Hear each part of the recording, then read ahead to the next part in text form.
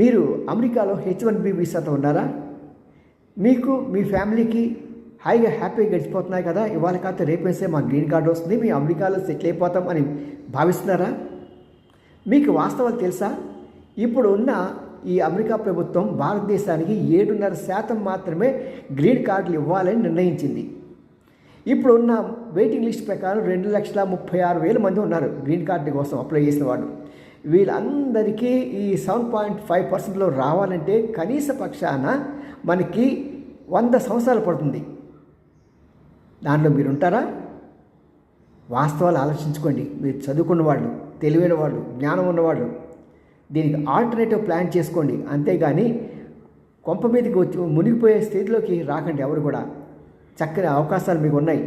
పక్కన అనేక దేశాలు, భారతదేశంలో ఇప్పుడు బాగా అభివృద్ధి చెందుతున్నది. ఏదో రకమైన ప్లాన్ వేసుకొని లైఫ్లో హాయిగా ఉండండి. ఇది మా కోరిక.